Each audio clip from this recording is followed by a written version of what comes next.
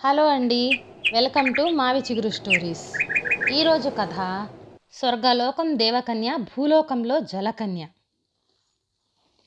ఈ కథ మొదలుపెట్టే ముందు ఈ ఛానల్ని కొత్తగా చూసేవాళ్ళు, ఇంతవరకు సబ్స్క్రైబ్ చేయని వాళ్ళు తప్పకుండా సబ్స్క్రైబ్ చేసి సపోర్ట్ చేయండి. ఈ కథ పూర్తిగా చూసి మీకు ఎలా అనిపించిందో కామెంట్ చేయండి. ఇక కథ మొదలు పెడదాం. స్వర్గంలో అష్టాదశుడు ఉన్నతి పదవిలో ఉంటాడు. అష్టాదశుడు కూతురు స్వప్నిక అందాల రాశి, అపురూపమైన బాపు బొమ్మ. స్వప్నిక అంటే స్వర్గంలో అందరికీ ఇష్టం. ఆమెను పెళ్లాడాలని అందరూ కళ్ళల్లో ఒత్తులు వేసుకుని ఎదురు చూస్తూ ఉంటారు. కానీ స్వప్నికకు అప్పుడే వివాహం చేసుకోవటం ఇష్టం లేదు. ఒకరోజు స్వప్నిక స్వర్గలోకం దాటి అవతల వైపు చెలికత్తెలతో మునిద్రస్వాములు ఉండే ప్రదేశం నిద్రీకం లోకానికి వెళ్తుంది. తర్వాత స్వప్నిక పక్కనే నదిలో స్నానం చేస్తూ ఉంటుంది. నీటి బిందువులను అటు ఇటు తోస్తూ జలపాలాటలు ఆడుతూ ఉంటుంది. చెలికత్తెలను స్వప్నిక ఎవ్వరూ రాకుండా చూడమని నదీ ప్రవేశానికి ముందు కాపలా ఖాయమంటుంది. ఆ నీటి బిందువులు ఒక్కొక్కటి నది పక్కన నిద్రిస్తూ తపస్సు చేస్తున్న మునిద్రమునులకు తగులుతాయి. వెంటనే స్వప్నిక ముందు ప్రత్యక్షమయ్యి స్వప్నికను, అల్పబాలిక, ఏమి నీ అహంకారము, అతి ఉత్సాహము, తపస్సు చేసుకుంటుంటే నా మీదే నీళ్లు చిరకరిస్తావా అని అంటాడు మునిద్రస్వామి. స్వప్నిక నవ్వుతుంది. నీళ్లు తీసుకుని మళ్ళీ చిలకరిస్తుంది. ఆ ముని కళ్ళు ఎర్రజేసి స్వప్నికను జలకన్యగా మారి భూలోకంలో వెళ్ళి అష్ట కష్టాలు పడతావు అని శాపిస్తాడు. స్వప్నిక వెంటనే జలకన్యగా మారిపోతుంది. స్వప్నిక మునిని విన్నపించుకుంటుంది శాపాన్ని వెనక్కి తీసుకోమని. స్వామి, నన్ను క్షమించండి, తెలియక చేసిన తప్పును మన్నించండి అని స్వప్నిక అంటుంది.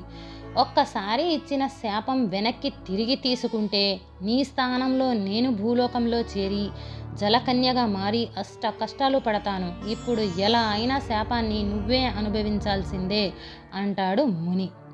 ఏదైనా పరిష్కారమైనా చూపించండి స్వామి అని అడుగుతుంది స్వప్నిక.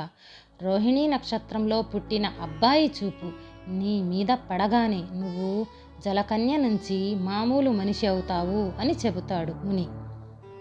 తర్వాత స్వప్నిక భూలోకంలో ఒక సముద్రంలో జలకన్యగా తేలుతూ ఉంటుంది. స్వప్నికకు భూలోకం చాలా కొత్తగా అనిపిస్తుంది.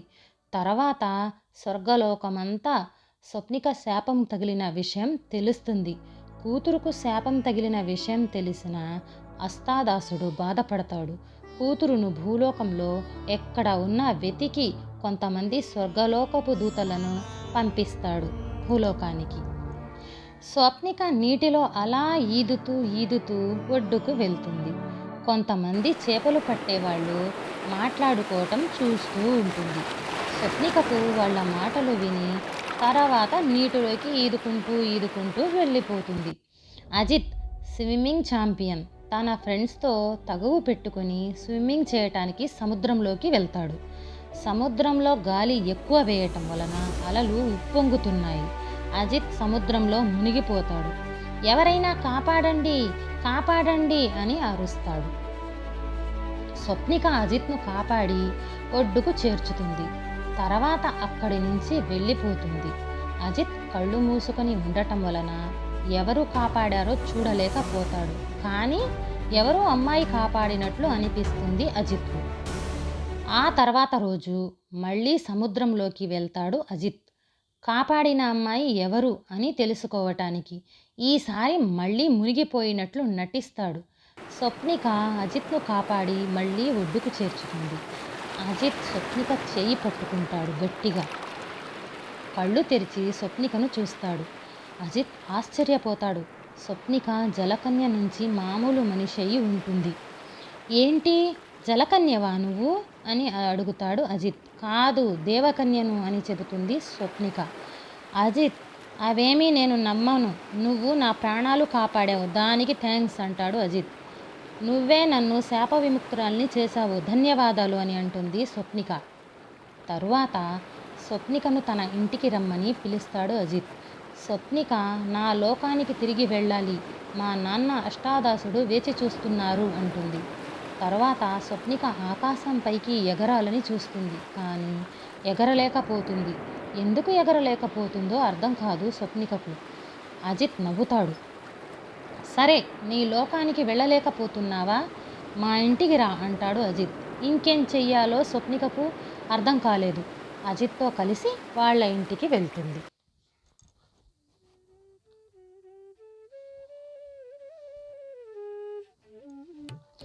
అజిత్ స్వప్నికను తన ఇంటికి తీసుకువెళ్తాడు. తన అమ్మా నాన్నకు స్వప్నిక తన ఫ్రెండ్ అని పరిచయం చేస్తాడు. స్వప్నికకు అమ్మా నాన్న లేరని చెబుతాడు. తర్వాత స్వప్నికకు చీర ఇచ్చి కట్టుకోమంటుంది అజిత్ వాళ్ళ అమ్మ. స్వప్నికకు చీర కట్టుకోవటం రాదు అని చెబుతుంది. అజిత్ వాళ్ళ అమ్మ స్వప్నికకు చీర కడుతుంది. చీరలో కుందనపు బొమ్మలా ఉన్నావు అంటుంది. ఇక్కడే మాతోనే ఉండిపోతావా, నిన్ను కొడుకు కన్నా ఎక్కువగా చూసుకుంటాను అంటుంది అజిత్ వాళ్ళ అమ్మ. స్వప్నిక సరే అన్నట్టు తల ఊపుతుంది. తర్వాత అజిత్ స్వప్నికను చీరలో చూసి కళ్ళు పెద్దవి చేసి చూస్తాడు. చీరలో స్వప్నిక నిజంగా దేవకన్యలా ఉంటుంది అనుకున్నాడు అజిత్. కానీ స్వప్నిక నిజంగానే దేవకన్య అని తెలియదు అతనికి. తర్వాత అజిత్ వాళ్ళ అమ్మ భోజనం తయారయ్యింది, తిందాం రండి అని పిలుస్తుంది స్వప్నికను, అజిత్ని. స్వప్నికకు ఆ వంటలు ఏంటో విచిత్రంగా అనిపిస్తాయి. తినకుండా దిక్కులు చూస్తూ ఉంటుంది. అజిత్ వాళ్ళమ్మ స్వప్నికకు అన్నాన్ని ముద్దలుగా కలిపి పెడుతూ ఉంటుంది. స్వప్నిక చాలా బాగుందని తినేస్తుంది. అజిత్ వాళ్ళ నాన్న ఆఫీస్ నుంచి ఇంటికి వస్తాడు. అజిత్ అజిత్ అని పిలుస్తాడు. అజిత్ వాళ్ళ అమ్మ వంటగదిలో ఏదో పని చేస్తూ ఉంటుంది. అజిత్ ఏమో గదిలో నిద్రపోతూ ఉంటాడు. స్వప్నిక అజిత్ వాళ్ళ నాన్న నీళ్లు అడిగితే ఇచ్చేస్తుంది, టవల్ అడిగితే ఇస్తుంది. తర్వాత ఒక కుర్చీలో చాలా అలసిపోయిన ఫ్యాన్ వెయ్యి అని అంటే స్వప్నిక ఫ్యాన్ వేస్తుంది. తర్వాత అజిత్ వాళ్ళ అమ్మ బయటకు వస్తారు. మీరేంటి ఇప్పుడు బయటకు వస్తున్నారు, మరి నాకు నీళ్లు టవలు ఇచ్చింది ఎవరు అని అడుగుతాడు. నేనే అని స్వప్నిక బయటకు వస్తుంది. అజిత్ వాళ్ళ నాన్న స్వప్నికను చూసి, నాకు ఒక కూతురు ఉంటే నీలా ఉండేదేమో అంటాడు. మాతోనే ఉంటావా ఎప్పటికీ అని అడుగుతాడు స్వప్నికను. ఉంటాను అంటుంది స్వప్నిక. తర్వాత అష్టాదాసుడు పంపించిన దేవదూతలు స్వప్నిక ఎక్కడుందో తెలుసుకుంటారు. స్వప్నికను కలుస్తారు. దేవదూతలు ఆమె తండ్రి ఆమె గురించి బెంగ పెట్టుకున్నారు అని చెబుతారు. వెంటనే స్వప్నిక దేవదూతలతో స్వర్గానికి వెళదాం అనుకుంటూ ఉంటుంది. కానీ ఆమె ఎగరలేకపోతుంది. మళ్ళీ ప్రయత్నిస్తుంది, ఎగరలేకపోతుంది. తనకు ఏమైందని, ఎందుకు ఎగరలేకపోతుందని దేవదూతలను కాలజ్ఞానంలోకి వెళ్ళి చూడమంటుంది. తర్వాత దేవదూతలు కాలజ్ఞానంలో చూస్తారు. అప్పుడు స్వప్నికకు ఏమైందో చెబుతారు. మునిద్రస్వాముల శాపం వలన జలకన్య అయ్యాక రోహిణీ నక్షత్రం ఉన్న వ్యక్తి ద్వారా విముక్తి కలగాలి. కానీ రోహిణి, అద్వితి 2 నక్షత్రాల జాతకం కలిగిన అజిత్ నిన్ను చూడటం వలన నీకు శాప విముక్తి కలిగింది. కానీ భూలోకం నుంచి స్వర్గలోకానికి అడుగు పెట్టలేవు, స్వర్గలోకపు శక్తులు నీకు లభించవు అని చెబుతారు దేవదూతలు. తర్వాత దేవదూతలు స్వర్గానికి వెళ్ళి అష్టాదాసుడుకు ఈ ఉదంతమంతా చెబుతారు. అష్టాదాసుడు కూతురును చూడటానికి భూలోకానికి వెళ్తాడు. తండ్రిని చూసి కన్నీళ్లు పెట్టుకుంటుంది స్వప్నిక. తర్వాత ఎలా అయినా నా కూతురును ఈ భూలోకం నుంచి స్వర్గానికి తీసుకువెళ్తాను అని ధ్రువదాసుడు ఒకప్పుడు తనకు ఇచ్చిన వరాన్ని స్వప్నికపై ఉపయోగిస్తాడు. ధ్రువదాసుడు ఇచ్చిన వరం ఏంటి అంటే, స్వర్గానికి అనుమతి లేని ఎడల ఆ వరాన్ని ఉపయోగించి స్వర్గంలో ప్రవేశించవచ్చు. కానీ ఆ వరం ఉపయోగించిన స్వప్నిక ఎగరలేకపోతుంది. తర్వాత అష్టాదాసుడు స్వప్నిక నుదుటిపై చెయ్యి వేసి జరిగిందంతా చూస్తాడు. స్వప్నికకు అది తెలిసేలా చేస్తాడు. స్వప్నిక అజిత్ వాళ్ళ అమ్మా నాన్నలతో ఎప్పటికీ వాళ్లతోనే ఉంటాను అన్నది కాబట్టి స్వర్గానికి ఎగరలేకపోతుంది. ఇక స్వప్నిక కూడా తండ్రి నేను ఇక్కడే ఉంటాను వీళ్లతో పాటే అని అంటుంది. అష్టాదాసుడు ఒక్కసారి కూతురును చూసుకొని స్వర్గానికి వెళ్ళిపోతాడు. తర్వాత అజిత్ బయట నుంచి చూస్తూ ఉంటాడు అదంతా. అప్పుడు స్వప్నిక దేవకన్య అని అజిత్ తెలుసుకుంటాడు. తర్వాత ఆ విషయం స్వప్నిక అజిత్ను వాళ్ళ అమ్మా నాన్నకు చెప్పవద్దు దేవకన్య అని అంటుంది.